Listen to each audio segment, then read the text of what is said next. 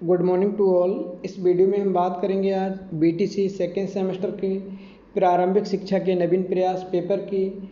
यहाँ पर हम पेपर को सॉल्व करेंगे जो 2019 में आया था। तो यहाँ पर हम देखेंगे 2019 में किस तरह के प्रश्न आए थे और नेक्स्ट एग्जाम में आपके किस तरह से प्रश्न आने की संभावना है।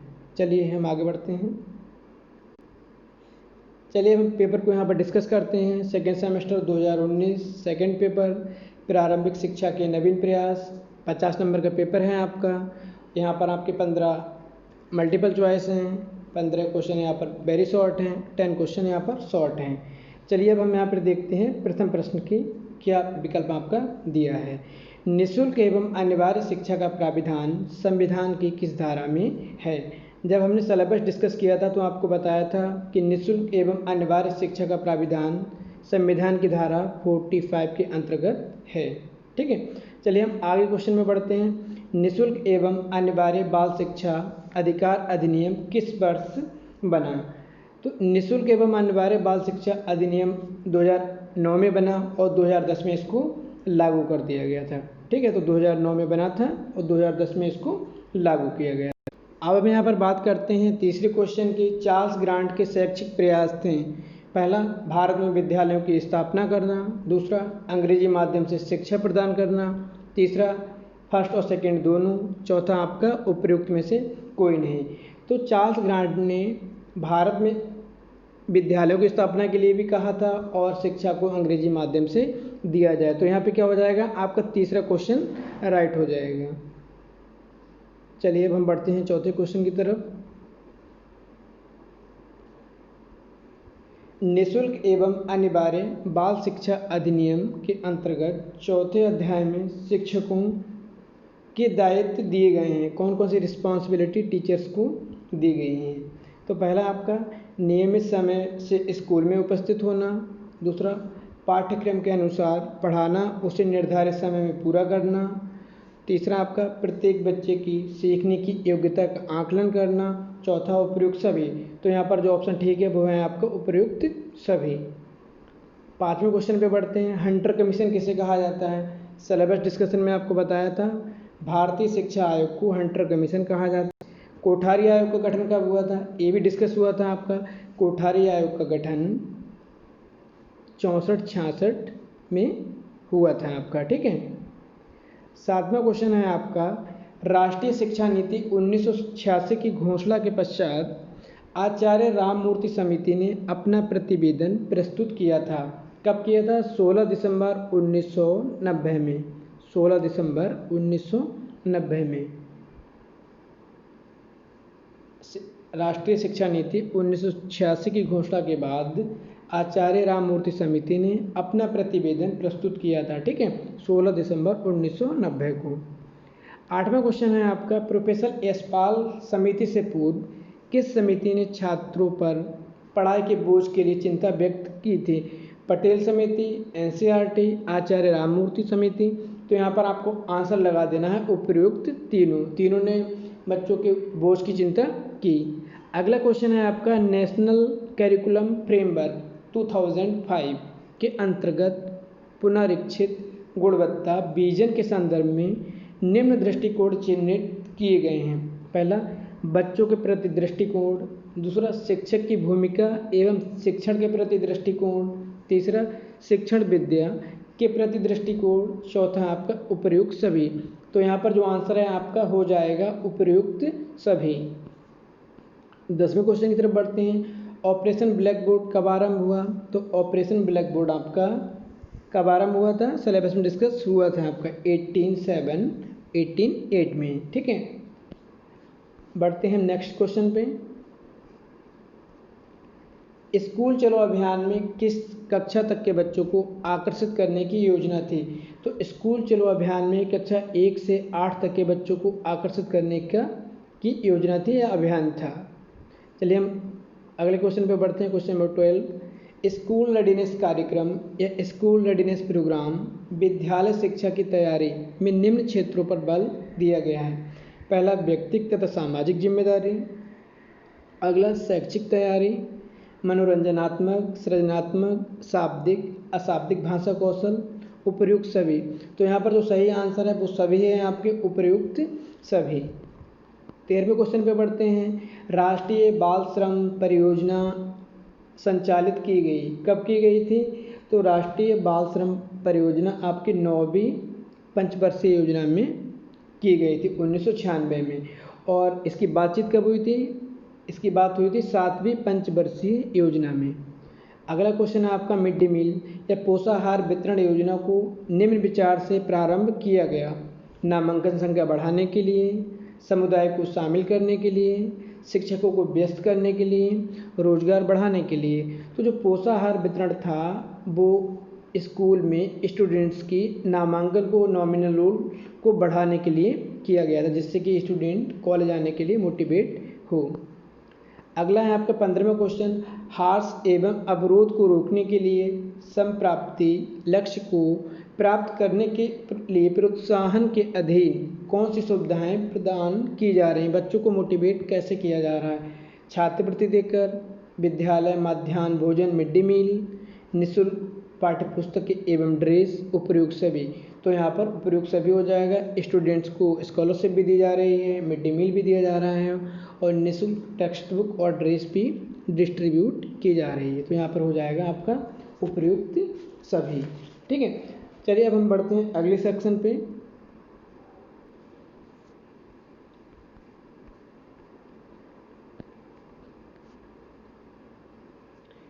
यहाँ से स्टार्ट है आपके वेरी शॉर्ट क्वेश्चन। पहला प्रश्न है आपका, संविधान के अनुच्छेद 21A के भाग 3 के अंतर्गत मूल अधिकार में क्या निहित है? तो ये भी आपको बताया गया था, शिक्षा को मूल अधिकार बनाया गया था अनुच्छेद 21A के अंतर्गत। ठीक है, अगला है क्वेश्चन आपका, बाल शिक्षा अधिकार अधिनियम के अंतर्गत क्या निजी ट्यूशन की छूट प्राप्त है? तो बाल शिक्षा अधिकार अधिनियम के तहत निजी ट्यूशन को छूट प्राप्त नहीं है। ठीक है, अगला प्रश्न है आपका, कलकत्ता मदरसा की स्थापना कब और किसने की थी?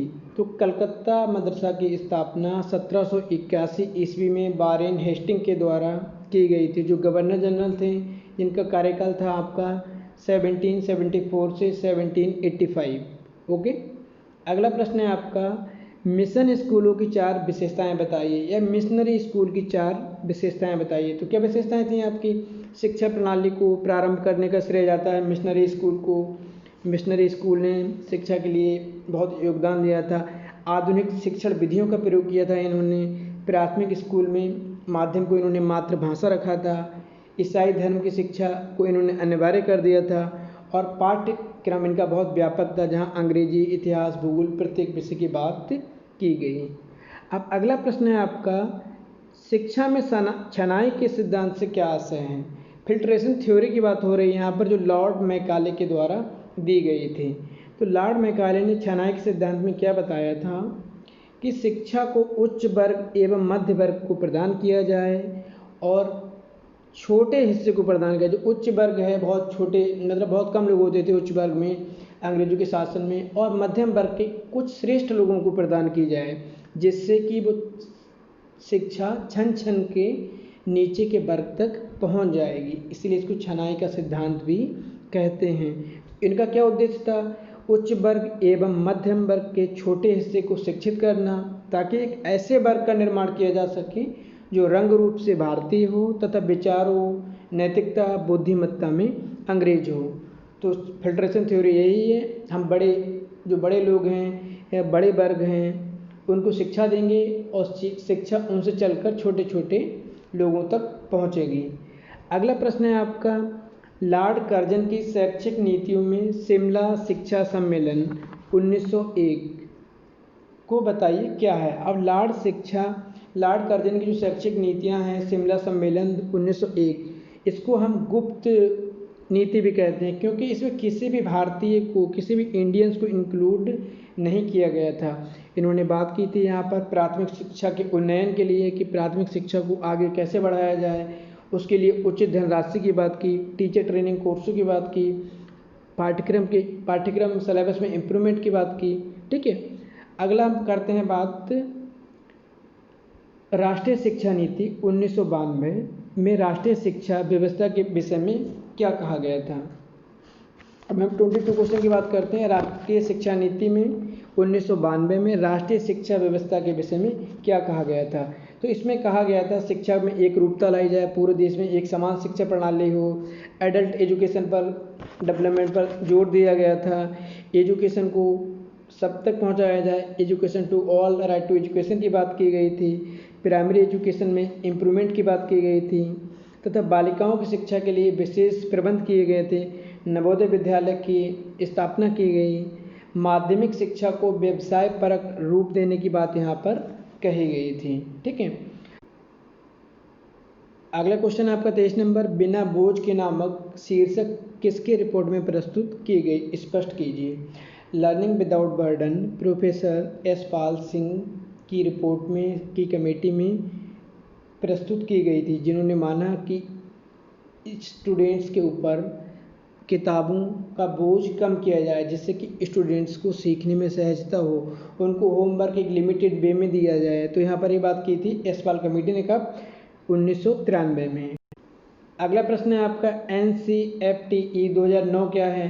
तो NCFTE national curriculum framework for teacher education 2009, इसको NCTE के द्वारा संचालित किया गया है 2009 में और NCERT के साथ भी इसको बांधा गया है। इन्होंने अध्यापकों की शिक्षा के लिए करिकुलम फ्रेमवर्क पर ध्यान दिया, उनके करिकुलम में चेंजेस किए, किस तरह से क्वालिटेटिव एजुकेशन की बात की जाए टीचर ट्रेनिंग कोर्सों में। ठीक है, अगला प्रश्न है आपका 25वां प्रश्न कि ऑपरेशन ब्लैक बोर्ड योजना के अंतर्गत प्रत्येक विद्यालय को दी जाने वाली 4 वस्तुओं को लिखिए। तो ऑपरेशन ब्लैक बोर्ड में प्रत्येक विद्यालय में ब्लैक बोर्ड की व्यवस्था की गई, बच्चों को बुक्स प्रोवाइड कराई गई, मैथ की किट्स की बात की गई थी, टेबल चेयर की बात की गई थी, मेज कुर्सियों की चार्ट की बात कही गई थी, मॉडल्स की बात कही गई थी, बच्चों को खेलने के लिए खिलौनों की बात की गई थी यहाँ पर। अब यहाँ बात करते हैं कि पी मोस्ट क्या है। पी मोस्ट की फुल फॉर्म आपको बताए थे सिलेबस डिस्कशन में, एक बार फिर से सुनते हैं। Programme of mass orientation for school teacher. ये क्या था, NCERT 1986 में इसकी बात आई थी, 1990 में ऑपरेशन ब्लैक बोर्ड के साथ इसको ऐड कर दिया गया था। ब्लैक बोर्ड योजना के अंतर्गत न्यूनतम सामग्री उपलब्ध कराने की बात की गई थी और इसको मर्ज कर दिया गया था 1990 में ऑपरेशन ब्लैक बोर्ड के साथ में। ठीक है, अगला प्रश्न है आपका SOPT का फुल फॉर्म लिखना है आपको। SOPT का पूरा नाम लिखिए। तो special orientation programme for teacher, ठीक है, इसका फुल फॉर्म था। इसके आगे अब हम बात करते हैं 28 क्वेश्चन की। NPEGBFL प्राथमिक स्तरीय राष्ट्रीय बालिका शिक्षा योजना क्या है। तो यहाँ पर जब हम बात करते हैं तो कस्तूरबा गांधी विद्यालय जो लड़कियों की शिक्षा के लिए खोले गए थे, आवासीय विद्यालय थे, 2004 सर्व शिक्षा अभियान के अंतर्गत खोले गए। तो इसमें हम कस्तूरबा गांधी विद्यालयों की बात करते हैं, किस तरह से लड़कियों की शिक्षा को प्रमोट किया जाए, बालिकाओं को कैसे शिक्षा दी जाए, उनके रहने सहने का प्रबंध भी किया गया था। ठीक है, अगला प्रश्न है आपका जिला प्राथमिक शिक्षा कार्यक्रम DPEP किस बैंक की वित्तीय सहायता से संचालित किए गए। तो ये विश्व या वर्ल्ड बैंक या विश्व बैंक के द्वारा संचालित किया गया। राष्ट्रीय बाल श्रम परियोजना का उद्देश्य क्या है। तो राष्ट्रीय बाल श्रम परियोजना का उद्देश्य बाल श्रम से बच्चों को दूर कराना, उनके लिए शिक्षा के समान अवसर उपलब्ध कराना, अनुच्छेद 24 के अंतर्गत कारखानों आदि में बालकों को किसी भी तरह के कार्य के लिए निषेध करना, सर्व शिक्षा अभियान के तहत बालकों को मोटिवेट करना, प्रमोट करना। ठीक है, अब लघुत्तरीय क्वेश्चन है आपके जो शॉर्ट है, थोड़ा आपको आधे पेज में लिखने, हम उनकी बात करते हैं। 2 नंबर के प्रश्न होते हैं आपके बच्चों के अधिकार बाल अधिकार के संबंध में मुख्य प्रावधानों का उल्लेख कीजिए। कौन कौन से प्रोविज़न हैं जो स्टूडेंट्स को एजुकेशन के लिए प्रमोट करते हैं, एजुकेशन के अवसर प्रदान करते हैं। तो यहाँ पर जो मुख्य प्रावधान थे आपका बाल अधिकार के लिए 21A, जिसमें शिक्षा को अनिवार्य एवं निःशुल्क बनाया गया था 6 से 14 वर्ष के बच्चों के लिए। अगला था आपका 29(2), किसी भी बच्चों को धर्म जाति भेदभाव के आधार पर विद्यालय में प्रवेश देने से नहीं रोका जा सकता है। अगला आपका 45 आर्टिकल, जिसमें शिक्षा सभी के लिए सर्वसुलभ की गई थी। ठीक है, फिर हम अगले क्वेश्चन की बात करते हैं। बोर्ड का घोषणा पत्र भारतीय शिक्षा का महाधिकार पत्र कहलाता है, इसकी विवेचना कीजिए। मतलब जो वुड डिस्पैच है एजुकेशन सिस्टम का मैग्ना कार्टा कहा जाता है। क्यों कहा जाता है?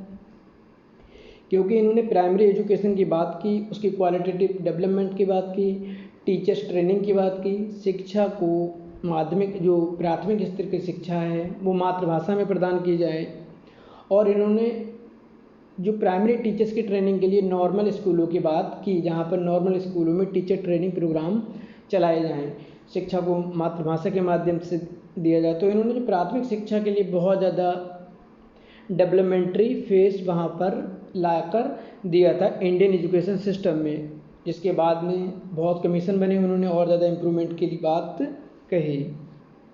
चलिए अब हम बात करते हैं कोठारी शिक्षा की घोषणा पत्र की। एक कोठारी कमीशन के अनुसार शिक्षा का पंचमुखी कार्यक्रम क्या है? तो कोठारी कमीशन के अनुसार जो शिक्षा का पंचमुखी कार्यक्रम था, शिक्षा को उत्पाद से जोड़ा जाए, दूसरा शिक्षा के द्वारा लोकतांत्रिक मूल्यों की रक्षा की जाए, सामाजिक तथा राष्ट्रीय एकता को सुदृढ़ किया जाए, नैतिक आध्यात्मिक तथा सामाजिक मूल्यों को विकसित किया जाए, पांचवा आपका आधुनिकीकरण की ओर उन्होंने बल दिया था। बात कर लेते हैं राष्ट्रीय शिक्षा नीति 1986 की प्रमुख विशेषताओं की।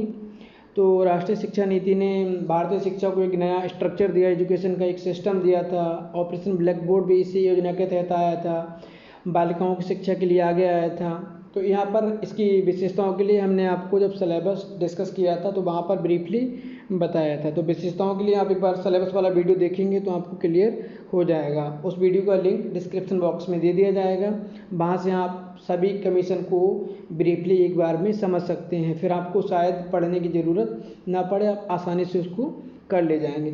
फिर हम बात करते हैं नेशनल करिकुलम फ्रेमवर्क 2005। इसकी भी बात हमने सिलेबस डिस्कशन में की थी, किस तरह से इन्होंने सिस्टमेटिक वे में सिलेबस को डिवाइड किया और एक समान पाठ्यक्रम की बात कही थी। तो ये भी आपको उस डिस्कशन में मिल जाएगा। संपूर्ण साक्षरता अभियान में उत्तरदायी अभिकरण कौन कौन से हैं? तो राज्य की भूमिका अलग है, विद्यालय की भूमिका अलग है और केंद्र की भूमिका अलग है। तो यहाँ पर आपको अभिकरण की बात करनी है, कौन कौन सी एजेंसीज हैं जो एजुकेशन को प्रमोट करती हैं लिटरेसी को बढ़ाने के लिए। अगला है आपका कस्तूरबा गांधी बालिका विद्यालय का परिचय दीजिए। तो यहाँ पर आपको कस्तूरबा गांधी विद्यालयों के बारे में बताना है, जहाँ बच्चों को बालिकाओं को निःशुल्क शिक्षा प्रदान की जाती है और ये आवासीय विद्यालय होते हैं। तो ये कस्तूरबा गांधी विद्यालय 2004 में सर्व शिक्षा अभियान के अंतर्गत बनाए गए थे। लड़कियों को आगे लाने के लिए, लड़कियों की शिक्षा में तरक्की के लिए नए आयाम स्थापित किए गए थे कस्तूरबा गांधी बालिका विद्यालय के द्वारा। तो यहाँ पर आप कस्तूरबा गांधी विद्यालय के बारे में करेंगे। बेसिक शिक्षा योजना के बारे में आप यहाँ पर बात करेंगे। बेसिक शिक्षा योजना में ही प्रत्येक डिस्ट्रिक्ट में डाइट का निर्माण किया गया था। टीचर जो प्राइमरी के टीचर हैं, ट्रेनर, उनको ट्रेनिंग की बात कही गई थी, क्वालिटेटिव डेवलपमेंट की बात कही गई थी। यहाँ पर भी बालिकाओं की शिक्षा की बात की गई थी। तो बेसिक एजुकेशन को भी हम सिलेबस में फुली डिस्क्राइब किए थे, उसको भी आप वीडियो से देख लेंगे। प्रारंभिक शिक्षा के विकास हेतु संचालित कार्यक्रमों में निम्न 4 कार्यक्रमों का परिचय दीजिए। तो यहाँ पर बेसिक शिक्षा परियोजना ही आपकी हो जाएगी, ऊपर संपूर्ण साक्षरता अभियान हो जाएगी और सब बड़े हो जाएंगे। आरटी की बात कर लेंगे, राइट टू एजुकेशन की बात हो जाएगी, यहाँ पर नवोदय विद्यालय की बात हो जाएगी, यहाँ पर ऑपरेशन ब्लैक बोर्ड की बात हो जाएगी, कस्तूरबा गांधी विद्यालयों की बात हो जाएगी और एसओपीटी की बात हो जाएगी, पीमोस्ट की बात हो जाएगी। बहुत से प्रोग्राम यहाँ पर चलाए गए हैं प्राथमिक शिक्षा के विकास के लिए। अगला है आपका 40वां क्वेश्चन, प्रारंभिक शिक्षा को सुदृढ़ करने हेतु नवीन प्रयास पर विचार प्रस्तुत कीजिए। तो यहाँ पर आपको अपने विवेक के अनुसार लिखना है कि एलिमेंट्री एजुकेशन को किस तरह से हम मजबूत कर सकते हैं, कौन कौन जैसे चेंजेस ला सकते हैं और कौन कौन से इम्प्रूवमेंट नेसेसरी यहाँ पर हैं। तो आज की वीडियो में इतना ही। कोई प्रॉब्लम है तो आप कमेंट बॉक्स में जाके कमेंट कर सकते हैं और वहाँ पर आपकी समस्या का समाधान किया जाएगा। बाकी इसमें जितने भी प्रश्न आए हैं मैक्सिमम आपके सिलेबस डिस्कशन में आपको मिले हैं। सिलेबस डिस्कशन को एक बार फिर सुनेंगे तो आपको यहाँ पर बहुत से प्रश्न करने में आसानी हो जाएगी।